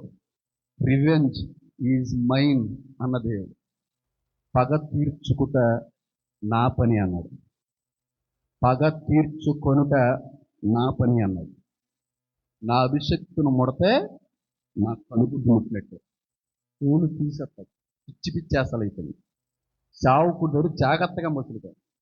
పాస్టర్ గారితో మాట్లాడుతున్నప్పుడు గౌరవంతో మాట్లాడు. ఒకవేళ ఆ పాస్టర్ నిజంగానే ఏర్పాటు అభిషక్తుడు నమ్మకస్తుడైతే చాలా ఇబ్బంది పడిపోతాడు. చిరాకు పడ్డాడంట. ముసలోడు వచ్చేస్తాడు చర్చికి, ఇంట్లో కూర్చొని ఆడచ్చు కదా, ఎందుకు ఇలా సంబూతి అంటాడు, ఎక్కడ శుభ్రాలు చేస్తావు అని అంటే, దుబాయ్లో జాబ్ వచ్చి ఊరేసుకొని చేస్తే బాడీ రాకుండా పోయింది. 3-4 రోజుల తర్వాత పురుగు పట్టిన శవం దింపారు. అభిషక్తుల జోలికి చెప్పండి పోకండి. ఒకవేళ నిజంగా నువ్వు విమర్శించేటువంటి వ్యక్తి సహసిద్ధమైనటువంటి పిలుపు లేని సేవకుడితే వేరే విషయం. నువ్వు నిజంగానే తప్పు పట్టేటువంటి వ్యక్తి, ఆత్మ మూలంగా కాకుండా తన సొంత ప్రయత్నాలతో ముందుకు వెళ్ళే వ్యక్తి అయితే వేరే విషయం. కానీ నువ్వు పేరు పెట్టే వ్యక్తి నిజంగా ఏర్పాటులో ఉన్నవాడైతే నీ కర్మ ఫలించిందన్నమాట. నీకు టైం దగ్గర పడింది, అందులో సందేహాలు. నీకు టైం దగ్గర పడిపోయిందంటే అస్సలు మర్యాద ఉండదండి. సేవకుడు అంటే భయం ఉండాలా? భయం ఉండాలి లేదా? ఎలీషా వచ్చేస్తా ఉంటే చిన్న పిల్లలు ఎటకారం బోడిగుండాడు అన్నాడంట. ఎలుగుబంట్లు వచ్చి పట్టుకుపోయింది. ఆయన ఏం అనక్కర్లేదు, ఆయన నిలబెట్టిన దేవుడు అంటాడు. ఎంతమంది దోచుకున్నారండి పారాసామ్యుల గారి కష్టాన్ని? ఎంతమంది దోచుకున్నారండి పారాసామ్యుల గారి యొక్క ప్రయాసని? ఎంతమంది దోచుకుందాం అనుకున్నారండి ఆయన కష్టపడి శ్రమించి ప్రయాసపడి పొందుకున్న సంఘాన్ని? అవన్నీ మర్చిపోతాడని దేవుడు అనుకుంటున్నారా? ఏది మర్చిపోడు. సేవకుడు మర్చిపోవచ్చు, సేవకుడు కుటుంబం మర్చిపోవచ్చు, సేవకుడు కుటుంబంలో ఉన్న ప్రతి ఒక్కరూ మర్చిపోవచ్చు, కానీ ఆయన కష్టాన్ని దోచుకుందాం అనుకున్న ఏ ఒక్కరిని ఆయన మాత్రం మర్చిపోదు. టైం పడుతుందంటే ప్రతి దానికి కూడా లెక్కలు తప్పక దోస్తాడు. చాలా జాగ్రత్తగా ఉండాలి. పాస్టర్ గారితో మాట్లాడు, చాలా జాగ్రత్తగా ఉండాలి. నోరు అదుపులో ఉండాలి. ప్రవర్తన జాగ్రత్తగా ఉండాలి. నీ శరీరం కూడా మెలుకులు తిరగకూడదు, జాగ్రత్త. మెలుకులు తిరగతా చాలా జాగ్రత్తగా ఉండాలి. భర్తతో మాట్లాడినట్టు, భార్యతో మాట్లాడినట్టు, ఫ్రెండ్తో మాట్లాడినట్టు, లవర్తో మాట్లాడినట్టుగా సేవకుడితో మాట్లాడేసావు అనుకో, మరి ప్రమాదాలు వచ్చి పడతాయేమో. మోషేని మిరియాం ఏం చేసింది? తప్పు పడుతున్నావా ఈరోజు నీ సేవకుడి దగ్గర ప్రార్థనలు అయితే పొందుకుంటున్నాం, సేవకుడి దగ్గర నీ అవసరతలు అయితే మాత్రం తెచ్చుకుంటున్నాం, సేవకుడి దగ్గర నీ గోడును అయితే విలపించుకుంటా ఉన్నాం, సేవకుడి దగ్గర నీ కష్టము, నీ సమస్యనంతటిని కూడా తెలియపరుస్తూ సేవకుడా నా కొరకు ప్రార్థించండి అయ్యా, నా కొరకు బలంగా ప్రార్థించండి, నా కొరకు ఎడతెగక ప్రార్థించండి, నా సమస్య ఇది, నా కష్టం ఇదని చెప్పి సేవకుడు ఎదురుగా ఉన్నప్పుడు ఉన్నటువంటి గౌరవం, ఆ మాట తీరు బయటికి వెళ్ళిపోయిన తర్వాత మాయమైపోతుందా? నీ సొంత సేవకున్నే చాలాసార్లు తప్పు పడుతున్నావా? నీ సొంత సేవకున్నే చాలాసార్లు అగౌరవపరుస్తూ మాట్లాడుతున్నావా? ఎదురుగా ఉన్నప్పుడు ఒక విధంగాను, ఎదురుగా లేనప్పుడు మరొక విధంగా మాట్లాడుతున్నావా? చర్చిలో ఒక విధంగాను, ఇంటికి వెళ్ళిన తర్వాత మరొక విధంగా తప్పుపడుతూ అగౌరవంగా మాట్లాడేటువంటి విశ్వాసం అయితే ఒకే మాట చెప్తున్నాను, నీకు వచ్చేటువంటి శ్రమ వర్ణించలేనిది, వివరించలేనిది. అది చాలా జాగ్రత్తగా ఉండాలమ్మా, సేవకులతో చాలా జాగ్రత్తగా ఉండాలి.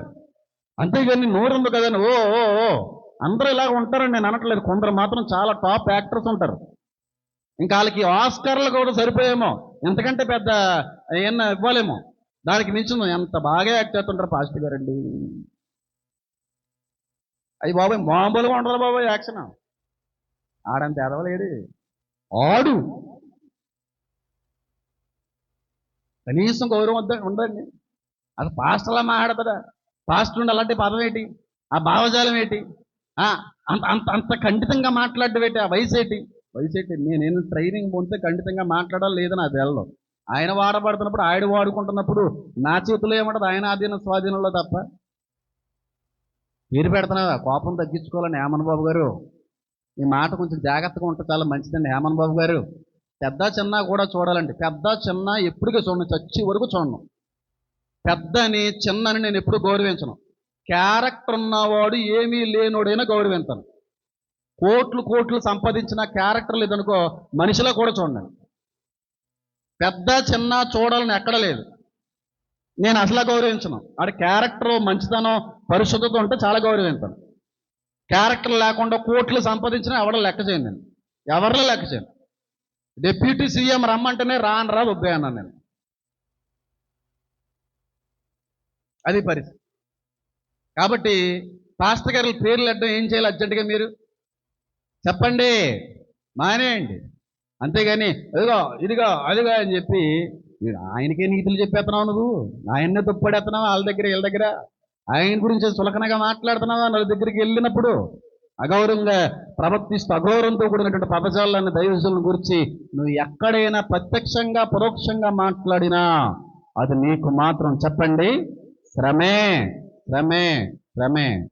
అందులో సందేహం లేదు. కనీస గౌరవం ఉండాలి కదండి సేవకులు అంటేనే. కొంతమంది నమ్మకమైన సేవకులు ఉంటారు దైవజనులాగా. నేను ఆయనతో పోల్చుకోవడం కూడా సరిపోను, ఆయన కోరిక కూడా సరిపోను. నేను నమ్మకమైన ఉన్నా కాదా దేవుడు తెలిస్తే చాలు. అంతకే కానీ నేను దాన్ని మళ్ళీ ఇక్కడ చెప్పుకోవాల్సినంత అవసరం లేదు. కనీస విలువ ఉండదు సేవకుడు అంటే, కనీస విలువ. నేను పేర్లు ఏది చెప్పి వాళ్ళని బాధ పెట్టాలని అనుకోవట్లేదు, కానీ ఈ సేవకుడు దేనికోసం పరిచయం చేస్తున్నాడో మీకు తెలుసు.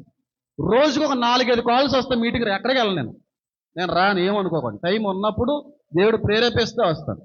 మీటింగ్కి వెళ్తే ఎవరన్నా ఉత్తిని పంపించేస్తారా? ఎవరన్నా వాకింగ్ చెప్పేసి పంపించేస్తారు? వెళ్ళిపోండి పాస్టర్ గారని ఏం పంపించరు కదా. వాళ్ళకు ఉన్న దాంట్లో ఎంతో కొంత మళ్ళీ ఇచ్చి పంపుతారు.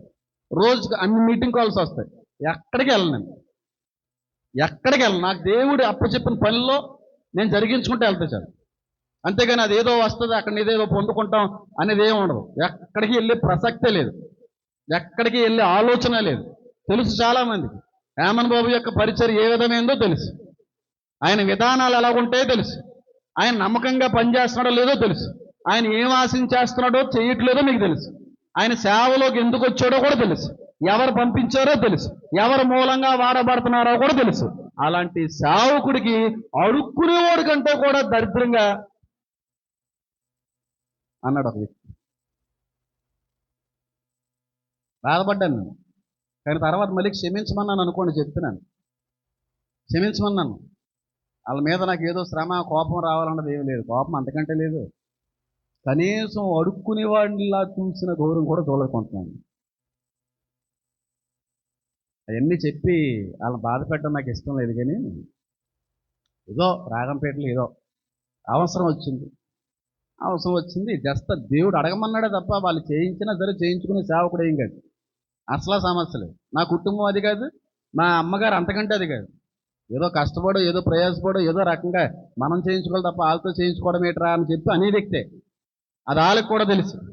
ఏదో అవసరం వచ్చినప్పుడు దేవుడు ప్రేరణ మేరకు రక్షణ ఎవరికో ఫోన్ చేశారు పెద్ద ఆయనకి, సంఘంలో పెద్ద ఆయనకి, పాస్టర్ గారు చాలా ఇబ్బంది పడుతున్నారండి, చాలా ప్రయాసపడుతున్నారు, కాబట్టి మన వంతు సహకారాన్ని అందించాలి, కాబట్టి కొన్ని అవసరాలు ఉన్నాయండి, ఇలాగా మిమ్మల్ని అడగాలనే ప్రేరేపణ ఉంది, మరి మీరే అంత దేవునికి ఇవ్వాలి అని అనుకుంటున్నారు లేదని అన్నప్పుడు ఖర్చు 14,000 అయితే 100 ఇస్తాను తీసుకో. ఖర్చు 14,000 అయితే మీరు ఎంత ఇస్తారండి పెద్ద అయినా అంటే 100. అది కులువు నీటర్. నేను ఏమన్నాను, 100. పాస్టర్ గారు పరిచయకి వెళ్ళే సమయంలో ఒక అవసరం ఉంది రోడ్డు మీద, దానికి అయ్యే ఖర్చులో నువ్వు ఇచ్చేది పాస్టర్ అని తెలిసి, నమ్మకమైన సావుకుడు అని తెలిసి 100. అది వాళ్ళు ఇచ్చే వాల్యూ, అది వాళ్ళు ఇచ్చే రెస్పెక్ట్. నేను ఇప్పుడు చెప్తున్నాను, ఇప్పటికీ నేను బ్యాంక్ బ్యాలెన్స్ చూపించుకుంటాను ధైర్యంగా. నా పేరు మీద ఆస్తులు లేవు, నా పేరు మీద ఇల్లులు లేవు, నా పేరు మీద ఏమీ లేదు. నాకు ఏదన్నా ఆస్తి ఉంటే దేవుడే. ఆ సంఘం అంతటికీ తెలుసు. అలాంటి సేవకుడు అని తెలుసు కూడా చీప్గా ఎంత దారుణమైన మనస్తత్వం అక్కడ వ్యక్తపరిచారండి. అంత దారుణమైన వ్యక్తి ఉంటారు కొంతమంది, అసలు రెస్పెక్ట్ ఇవ్వరండి. మరి అదేటో తెలియదు. డాక్టర్కి ఉన్న రెస్పెక్ట్ కూడా పాస్టర్కి ఉండదు. లాయర్ గారికి ఉన్న రెస్పెక్ట్ కూడా పాస్టర్ గారు అసలు ఉంచరు. డాక్టర్ దగ్గర ఇలాగ వణికెత్తుంటారో, పాస్టర్ గారి దగ్గర వనకక్కర్లేదులే. కనీస గౌరవం ఉండాలి కదా, పులకనగా మాట్లాడుతున్నావా, తీసి పాడేసినట్టుగా మాట్లాడుతున్నావా, ఏముందలే అన్నట్టుగా మాట్లాడుతున్నావా, చాలాసార్లు సేవకుడి మీదే ఏలెత్తి చూపుతూ మాట్లాడుతున్నావా, చాలాసార్లు అన్నట్టుగా ఏలెత్తి చూపావా, చాలా బాగా గుర్తుపెట్టుకో, ఖచ్చితంగా నీకు లెక్క ఉంటుంది, అందులో సందేహాలు. ఏళ్ళతో చెప్తూ ఉంటారు, నలుగురు ఏళ్ళు నీయే చూపించేలా తయారవుతాను, నీ జీవితం అలా అవుతుంది. ఒకవేళ అలా అవ్వకపోతే పరిస్థితి వేరే ఉంటుంది. బైబిల్ లేఖనమే కాదు, నువ్వు ఏదైతే విత్తుతావో అదే కొత్తవా, వేరేదైనా కొత్తవా, ఏం కొయ్యం. మనం చేసిందే మళ్ళీ మనకు వస్తుంది, మనం చేసిందే వస్తుందమ్మా. మిరియాము మోషేకి ఏం పెట్టింది, పేరు పెట్టింది. ఆడేమన్నా నీతిమంతుడు అనుకుంటున్నావా, ఆయన ఏమన్నా పరిశుద్ధుడు అనుకుంటున్నావా, ఆయన ఒక్కడి ద్వారాగా మాట్లాడుతున్నాను ఎలాగనుకుంటున్నారు, ఆయన చేసిన యథవేశాలు మీకు తెలియదేమో. కూసు దేశం నుంచి తీసుకుని వచ్చిన ఆడవిని పెళ్లి చేసుకున్నాడు, అవునా, అసలు లోపల రా, నాది ఎలదేటి. ఆయన తెలియదా దేవుడికి, దేవుడి కళ్ళు లేనా మరుగైపోయినాయా, కళ్ళు కలుగు చేసిన వాడు చూడకుంటాడా, చెవుల్ని కలుగు చేసిన వినకుంటాడా అని ఉందో బైబిల్లో. నువ్వు చెప్తేనే తెలియదానికి, నువ్వు చెప్తేనే ఆయనకు అర్థమవుతుంది, నువ్వు చెప్తేనే ఆయన చూస్తాడా, నాకు తెలుసు, నువ్వు రా ముందు, నేను నిన్ను చూస్తున్నాను, లోపల రా అన్నాడు. పేర్లు పెట్టేయకండి, నోరు ఉందని. నోరు లేకుండా ఎన్ని అయిపోతానో మళ్ళీ. గౌరవించాలమ్మా. సేవకుడు అంటే అన్ని వదులుకొని వస్తారమ్మా. అందరు సేవకుల గురించి మాట్లాడలే. కొంతమంది పరసెట్టుకుని బయలుదేరే ఉంటారు, కానీ పారాస్వామిలు గారు పరసెట్టుకుని బయలుదేరేవారు, ఖాళీగా వచ్చేవాడు ఇంటికి. పరసో దండుగా దేవుడి పేరట వచ్చి పట్టుకెళ్ళి ఖాళీగా వచ్చేవాడు, నమ్మకమైన సేవకుడైన. పేపర్తో అందంట, ఇలాగ పేపర్ అయిపోయింది, పోస్ట్ మార్టం రిపోర్ట్ కూడా లేకుండా అలాగ అయిపోతే పరిస్థితులు. ఎందుకు దైవజనుల జోలికి వెళ్ళడం ఎందుకు? దావీదు దగ్గరికి సౌలు వచ్చేసాడు, దావీదు ఏమన్నా అన్నాడా, ఏమనలేదు. కానీ దేవుడు ఏం చేశాడు, ఒక్కొక్కంటే దారుణమైన చావు వచ్చి పడింది. ఆయన చచ్చిపోదామన్నా చావు రాకపోతే అలాంటి వాళ్ళ చేతుల్లో పడి చచ్చిపోవడం కంటే కూడా నీ చేతుల్లో చచ్చిపోవడం మంచిదిరా బాబు. తన కత్తి మీద తన దూకేసి చచ్చిపోయింది. మిరియాము దేవుని యొక్క సేవకుడిని ఏం చేసింది చెప్పండి, తప్పు పట్టింది. ఇష్టం ఉంటే మాట్లాడండి, గౌరవంగా అనిపిస్తే సేవకుడిని గౌరవంగా మాట్లాడండి, కానీ నటించకండి. ఎక్కడొక నటన, ఇంటికి వెళ్ళిన తర్వాత ఒక నటన, సేవకుడు ఎదురుగుండా ఉన్నప్పుడు ఒక రకమైన నటన, సేవకుడి దగ్గర నుంచి వెళ్ళిపోయిన తర్వాత మరొక రకమైన నటన, సేవకుడు ఎదురుగుండా ఉన్నప్పుడేమో గారు వండి పాస్టర్ అని ఒక రకమైన సంబోధన, ఇంటికి వెళ్ళిపోయిన తర్వాత వేస్టిగాడు ఎదగాడు అది ఇది అని అన్నాం అనుకో, నేనేం చేయక్కర్లేదు, సేవకులు ఏం చేయరు, పాస్టర్లు నేనేం అనరు. ఒకవేళ పాస్టర్ నిజంగానే దేవుడి మూలంగా నిలవబడిన వ్యక్తి అయితే నీకు శ్రమే ఉందా లేదా? అక్కడ ఉగ్రత కుమ్మరించబడింది అంతే. పైగా అక్కడ ఉన్నాడా అంటే దేవుడు మళ్ళీ అక్కడ లేడు. ఎప్పుడైతే మిరియామును ముత్తేసాడో వెంటనే వెళ్ళిపోయాడు. ఎందుకంటే అక్కడ ఉంటే ఎక్కడైనా మనసు మారిపోద్దామని, మళ్ళీ ఎక్కడ పశ్చాత్తాపడిపోతే వెంటనే క్షమించాలని ఛాన్స్ కూడా ఇవ్వలేదు. చాలాసార్లు మన ప్రార్థనలకు జవాబు రాకపోవడంలో కారణం ఏంటో తెలుసా? చాలాసార్లు ఎంత ప్రార్థించినా, ఎంత ఎదురు చూసినా, ఎంత గోజడినా మన యొక్క ప్రార్థనకి దేవుని మూలంగా స్పందన ఎందుకు రావట్లేదు తెలుసా? దేవుణ్ణి ఏదో విషయంలో నువ్వు గాయపరుస్తున్నావు. దేవుడి మూలంగా వచ్చిన శాపం ఏదన్నా నేను వెంటాడుతుందేమో, దేవుణ్ణి గాయపరిచిన కారణాన్ని బట్టి దేవుడి నుంచి వచ్చిన ఉగ్రత నేను వెంటాడుతుందేమో, ఆ సమాధానం దేవుని దగ్గరికి వెళ్ళట్లేదేమో, ఆ ప్రార్థనకు తగినటువంటి జవాబు మళ్ళీ నీ దగ్గర రావట్లేదేమో. ఒక్క నిమిషం ఉండలేదు. ఎప్పుడైతే మొత్తేసాడో వెంటనే వెళ్ళిపోయాడు. ఇంత పైకి ఉందా లేదా? పైన మళ్ళీ ఒకసారి చదవండి ఆ మాట, ఒక్కసారి చదవండి. యెహోవా కోపము వారి మీద రగులు కొనగా ఆయన ఏం చేశాడంట? వెళ్ళిపోయాడు. కోపం వచ్చిన తర్వాత మళ్ళీ అక్కడ ఉన్నాడా? ఏం చేస్తున్నాడు? వీళ్ళు భరిస్తాడని చూసాడా? ఉండడం. నిజంగా దేవుడు మొత్తాలి అని అనుకుంటే నీకు సమీపంగా మాత్రం ఉండవు. ఎందుకంటే ఆయన మనసు మారిపోద్ది, ఆయన తెలుసు. నువ్వు ఎక్కడైతే ఒప్పుకొని, ఎక్కడైతే పశ్చాత్తాపడిపోయి, ఎక్కడైతే ప్రభువా అని అంటావేమో అన్న ఉద్దేశంతో కొన్ని సార్లు దేవుడు కావాలని ఎవరినన్నా మొత్తుతే వాళ్ళ దగ్గర ఉండవు. ఎప్పుడు నీకు బుద్ధి వస్తే, ఎప్పుడు నువ్వు తప్పు తెలుసుకుంటే, ఎప్పుడు ఈ శ్రమలకి కష్టాలకి కారణం నేనే అని తెలుసుకుంటావో అప్పుడు వస్తాడేను.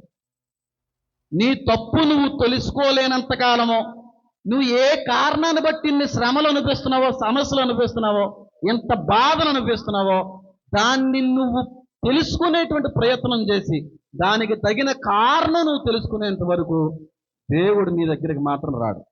చాలామంది శ్రమలు అనిపిస్తూ ఉంటారు, సమస్యలు అనిపిస్తూ ఉంటారు, తీవ్రమైన ప్రతికూలతను అనుభవిస్తూ ఉంటారు. కానీ నాకు ఈ సమస్యలు ఏ కారణాన్ని బట్టి వచ్చాయని మాత్రం పరీక్షించుకోరు. వస్తుంటాయి, అందరికీ సమస్యలు వస్తుంటాయి, అందరికీ కష్టాలు, అందరికీ శ్రమలు. నా జీవితంలో శ్రమలు రావని అనట్లేదు, ఆ శ్రమ రావడంలో ఉన్న కారణం ఏంటి ప్రభు అని మాత్రం అడుగుతాను ఖచ్చితంగా. వస్తే కొన్నిసార్లు దేవుడు బుద్ధి చెప్పడానికి మొత్తుతూ ఉంటాడు, ఎవరినన్నా మొత్తుతాడు. తెలుసుకోండి, ఎందుకు ప్రార్థనకి జవాబు రావట్లేదో, ఎందుకు ఈరోజు కుటుంబం ఎంత నలిగిపోతా ఉందో, ఎందుకు ఎప్పుడు లేనటువంటి ఆ మానసిక అశాంతి అంతా కూడా నేను వెంబడిస్తూ ఉందో, ఒకప్పుడు ఉన్నటువంటి మంచి, ఒకప్పుడు ఉన్నటువంటి సమాధానం ఎందుకు కోల్పోయిందో, ఈ రోజు నీ జీవితం ఇలాగ అయిపోవడంలో కారణం ఏమై ఉంది అనే పరిశీలన చేస్తే దాని యొక్క కారణాన్ని కూడా దేవుడు బయలుపరుస్తాడు.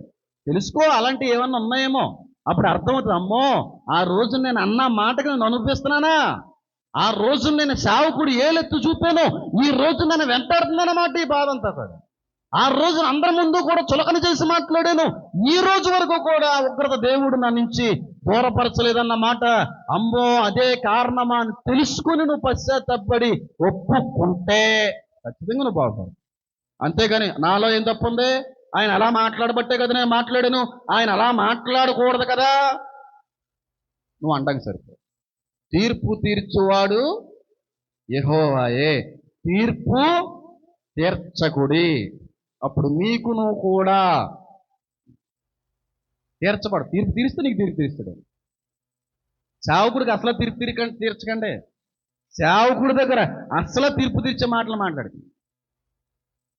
సమస్యలు ఎందుకు వస్తున్నాయి, కష్టాలు ఎందుకు వస్తున్నాయి, వచ్చినవి ఎందుకు విడిచి వెళ్ళట్లేదు, ఆ ఉగ్రతలో ఎందుకు నేను మునిగిపోతా ఉన్నాను, రోజు రోజుకి నా జీవితం ఎందుకు అలాగైపోతా ఉంది, నా ఆర్థిక పరిస్థితి ఎందుకు క్షీణించిపోతా ఉంది, నా శరీర అవయవాలు ఎందుకు పాడైపోతా ఉన్నాయి, లేనిపోని రోగాలు నాకే ఎందుకు వస్తూ ఉన్నాయి, ఆరోగ్యపరంగా రోజు రోజుకి నేను ఎందుకు బలహీనపడిపోతున్నాను, రోజు రోజుకి ఎందుకు నేను నశించిపోతున్నాను, దీనికి కలిగిన కారణం ఉందా నాయనా అని అడుగుతాయని చెప్పి కూడా ఆయన పాదాల మీద పడి, ప్రభువా ఆ రోజును నోరు అదుపులో లేక, ఆ రోజు నోరు ఆధీనంలో నేను పెట్టుకోలేక నీ అభిషక్తుని మీద చెయ్యాడించాను ప్రభువా, నీ అభిషక్తుని మీద నోరు పారేసుకున్నాను తండ్రి. అభిషక్తుడు నీ సేవకుడు చూసి చూడనట్టుగానే వదిలిపెట్టాడు, కానీ ప్రభు నీ ఉగ్రత మా మీదకి బయలుదేరిపోయింది, క్షమించండి అని అడిగితే మొడతాడు. అంతేగాని అన్న మాటలకి నీ నోటి మాటకు కూడా తీర్పులో నిలవబడవలసిన అవసరం ఉందన్నాడు ఆయన. నోటి మాటలను బట్టి కూడానే. మరి అలాంటప్పుడు ప్రవర్తనలో ఇంకెంత పెద్ద తీర్పు ఉంటుంది అంటారు? ఎంత పెద్ద తీర్పు ఉంటుందండి? ఎంత పెద్ద తీర్పు? నేను క్రైస్తవులను ఉద్దేశించి మాట్లాడలేదు, కానీ ఒకవేళ దేవుని ఎరగని వ్యక్తులు ఎవరైనా ఇక్కడికి వస్తే పాస్టర్ గారిని ఎప్పుడూ కూడా అలాగే ఇలాగే అనకండి, ఆడు అలాటోడు ఇలాటోడు. ఏమో ఒకవేళ అలాంటి వాడే నిజమైన ఏర్పాట్లు ఉన్నవాడైతే మీకు ఇబ్బంది అవుతుంది. ఎందుకు వచ్చినాయి? ఎవరినో అంటే మనకి ఏమవుతాయి? పాస్టర్లు అందరూ కూడా ఇలా దోచుకుంటానే ఉంటారండి. పాస్టర్ గారు అందరూ కూడా డబ్బు కోసమే సేవ చేస్తారండి. పాస్టర్ గారు అందరూ కూడా కానుకల కోసం. అందులో కొంతమంది కానుకునే ఆలోచన లేకుండా కూడా చేస్తారు. అందరినీ అన్నట్టుగా కొన్నిసార్లు ఆ ఆలోచన లేని వ్యక్తులు కూడా నువ్వు అంటున్నావు అనుకో, తెలిసి తెలియకుండా ఇబ్బంది పడతాయేమో జాగ్రత్త. దేవుని ఎరగని వ్యక్తులు ఆ పాస్టర్లు అలాగే చెప్తారండి. పాస్టర్లు ఎలా మెయింటైన్ అవుతున్నారండి? డబ్బులు బోల్డ్ వచ్చి పడిపోతూ ఉంటాయండి. నిజంగా నువ్వు అన్నది నిజమే, 100% నిజమే. కానీ ఆ 100లో 10% ఏది ఆశించకుండా, ఏ ఫౌండేషన్ మీద డిపెండ్ అవ్వకుండా దేవుడి మీద ఆధారపడే వ్యక్తులు కూడా ఉంటారు. వాళ్ళు వీళ్ళ కాదని చెప్పి తెలుసుకునే అవకాశం నీకు ఉండదు. కాబట్టి ఎందుకమ్మా నోరు పారేసుకోవడం? క్రైస్తవ్యం మీద ఎందుకు నోరు పారేసుకోవడం? చర్చల మీద ఎందుకు నోరు పారేసుకోవడాలో? సావుకుల మీద ఎందుకు నోరు పారేసుకోవడాలో? అందరి భాషలు ఎలాగుంటారా? నేను డైరెక్ట్గా చెప్తున్నాను, మళ్ళీ నా బ్యాంక్ బ్యాలెన్స్ చూపిస్తాను. నాకు రావలసిన ఆస్తికి వస్తున్నా సరే నాకు వద్దు, నా పేరు కానీ నా ఆస్తి కానీ నాకు వద్దు, నువ్వు ఎవరికైనా ఇచ్చే అంటాను. ఇప్పుడుగా అంటాను, మా పెద్దనాలతో మా నాన్నలతో. అలాంటి వ్యక్తులు కూడా ఉంటారు. కొంతమంది ఉన్నారులే, మీరు అనుకున్నట్టుగా వాళ్ళ సేవలోకి వచ్చిందే డబ్బు కోసం, వాళ్ళు పరిచయం చేసేదే సంపాదించుకోవడం కోసం, ఎవరింటికన్నా వెళ్ళిదే 4 రూపాయలు వేస్తారని. అలాంటి వాళ్ళు కూడా ఉంటారమ్మా. కానీ ఏమీ ఆశించకుండా పనిచేసే వాళ్ళు కూడా ఉంటారు. వాళ్ళని అన్న మాట వీళ్ళని అన్నావు అనుకో, ఒకవేళ లేని మాట కానీ అది నిజమేననుకో, చాలా ఇబ్బంది కాదు. ఒకవేళ నువ్వు అన్నది లేనిదైతే ఇబ్బంది కదా. అనకండి దేవుని బిడ్డల్ని, క్రైస్తవ సేవకుల్ని నోరు పారేసుకోకుండా, మంచిది కాదు. అందరూ ఒక విధంగా ఉండరు. నీ చేతుకున్న 5,000 సమానంగా లేవయ్యా. నీ చేతుకున్న 5,000 సమానంగా లేవు. అందరు పాస్టర్లు ఒకలాగా ఎలా ఉంటారు? నీ చేతుకున్న 5,000 సమానంగా లేవు. అందరు దేవుళ్ళు కూడా సమానం కాదు, అందరు సేవకులు కూడా సమానం కానే కాదు. అందులోనే నీతిమంతులు ఉంటారు, అందులోనే అవినీతి పరులు కూడా ఉంటారు, అందులోనే ధనాపేక్షతో కూడిన సేవకులు ఉంటారు, అసలు ఏమీ ఆశించకుండా పనిచేసే సేవకులు కూడా ఉంటారు. అన్నిటిలోనూ ఉంటారు, అన్ని శాఖల్లోనూ ఉన్నారు వాళ్ళు. మంచితనం అనేది క్రైస్తవ్యానికి మాత్రమే ఆపాదిస్తాను నేను ఊరుకోను. అసలు మంచితనం అనేది కులానికి మతానికి సంబంధించింది కాదు, మనస్తత్వానికి సంబంధించింది. మంచి పాస్టర్లు ఉన్నారు, దొంగ పాస్టర్లు ఉన్నారు. అలాగే చెప్పి మంచి పాస్టర్ కూడా దొంగ పాస్టర్ అన్నావు అనుకో, ఎందుకు వచ్చిన శ్రమ అది, ఎందుకు వచ్చిన ఇబ్బంది అది? అది నీ ఒక్కడితో పోదమ్మా, 4 తరాలు వెంబడిస్తారన్నది శాపం. ఉన్నాయి బైబిల్లో శాపాలు, 4 తరాలు వెంబడిస్తాయనుంది బైబిల్లో.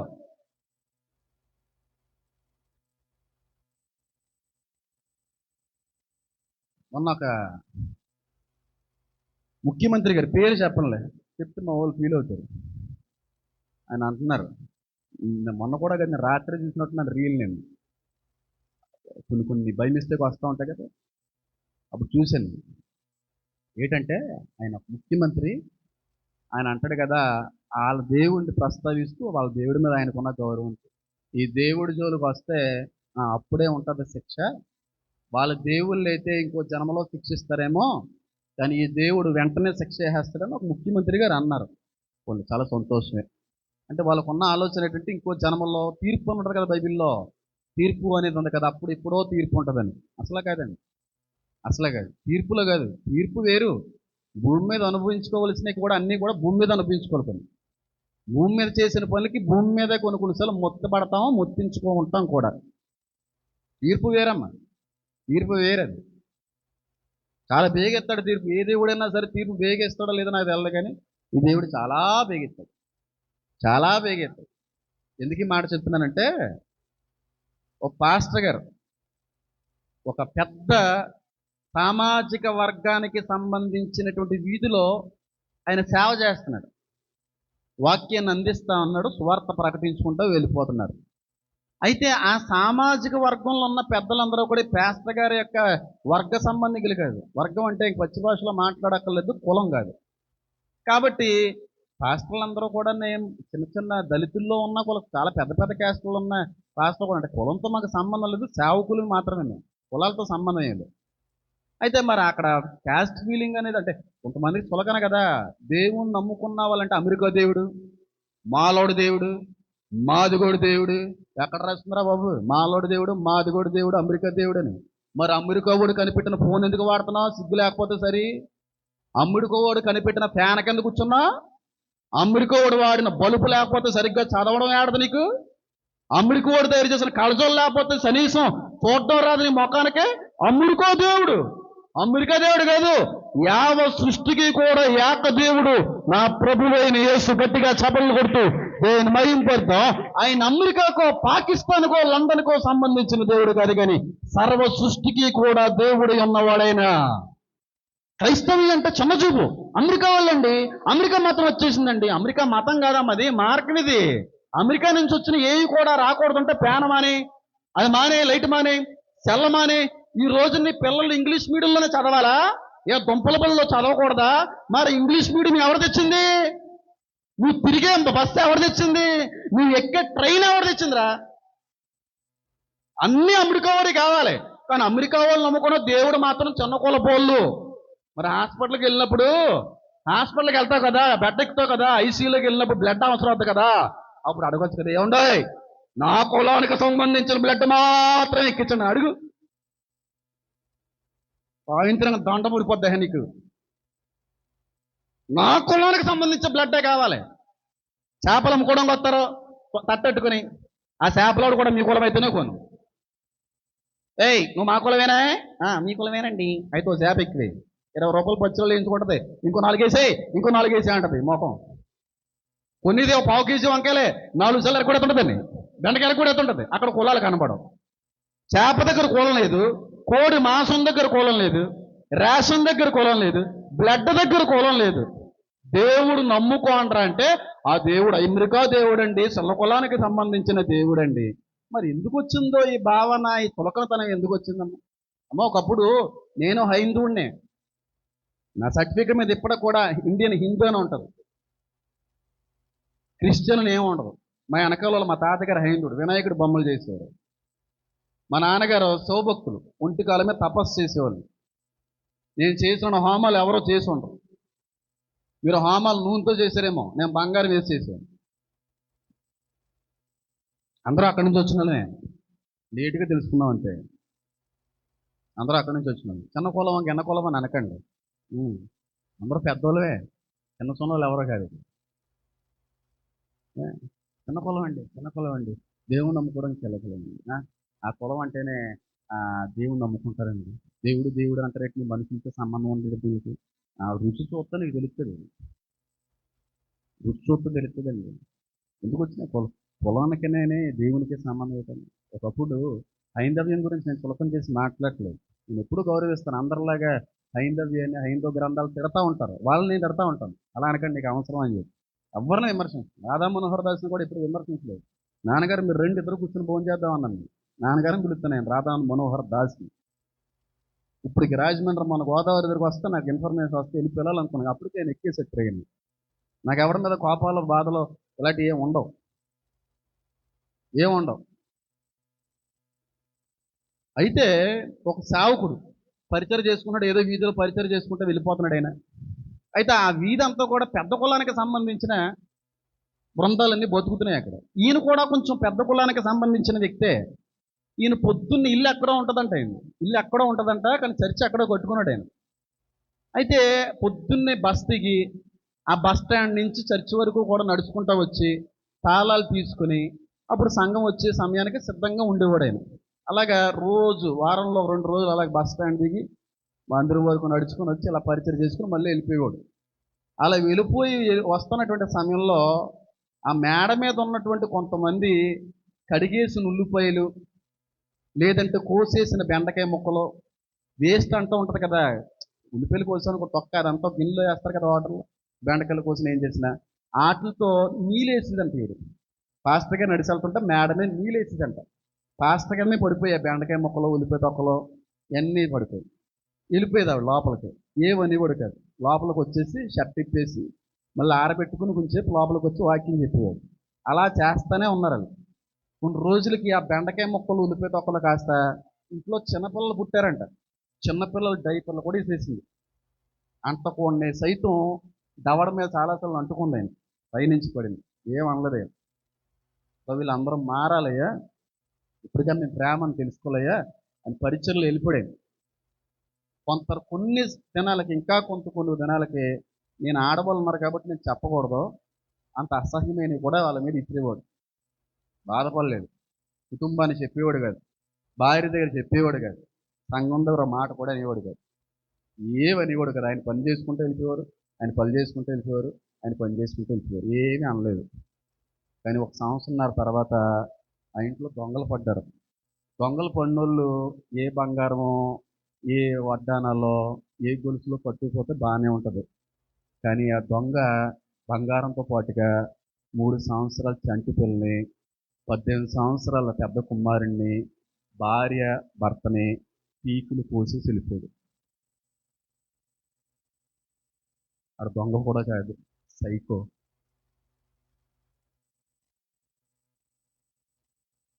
దేవుడు చేశాడని అనట్లేదు, నువ్వు ఏదైతే విత్తేవో అదే గొప్ప. దేవుడు మనుషులు ఊరుకున్నంతగా నన్ను ఊరుకోకపోవచ్చు కొన్నిసార్లు. కారణాలు కూడా తెలియదు. బంగారం కూడా ఏమి తీసినట్టు కూడా లేదు. అక్కడక్కడ కోసిరిపోయి ఆడికి అది అలవాటు అంట. అంతవరకు ఎందుకంటే సత్యనాపురంలోనే మొన్న తీసుకొసిరిపోయాడు ఎవడో సైకోగలదు. ఎందుకు అలాంటి దరిద్రమైన పరిస్థితులు తెచ్చిపెట్టారు. ఇల్లుపల్లి తొక్కలు ఏమనండి ఇప్పుడు, ఇల్లుపల్లి తొక్కలు ఏమన్నా ఇల్లు ఖాళీ చేసేసి ఆ ఇల్లు ఎవరన్నా అమ్మేస్తే కొనేసుకుంటారేమో అని ఎదుర్కొంటున్నారు. ఎవరో కొనట్లేదు. ఊరు విడిచి వెళ్ళిపోతారంటారు కొంతమంది. అసలు ఊరు కాదు, భూమిలో లేకుండా పోయింది. సేవకుల జోలికి వెళ్ళొద్దండి, దేవుని జోలికి వెళ్ళకండి, దేవుని బిడ్డల జోలికి వెళ్ళకండి, వేలెత్తి అస్సలా చూపకండి. అది మీకు, మీ పిల్లలకి మంచిది కాదు, మంచిది కాదు. ఈ మేలు కోరి చెప్తున్నాను. నేను చెప్పాలి అని అనుకున్నది చెప్పలేదు ఈరోజు. నేను తెలియని ఏదో మాట్లాడిచ్చాడు, ఇది నిజం. బైబిల్ పట్టుకుని చెప్తున్నాను. నేను చెప్పాలి అని అనుకుని వచ్చింది చెప్పలేదు నేను ఈరోజు. దేవుని సేవకుల దగ్గర మీ ప్రవర్తన కాచుకోండి, మీ నోటి మాటల్ని జాగ్రత్తగా చూసుకోండి, తప్పు పట్టకండి, వేలు పెట్టి అస్సలు ఎత్తి చూపకండి.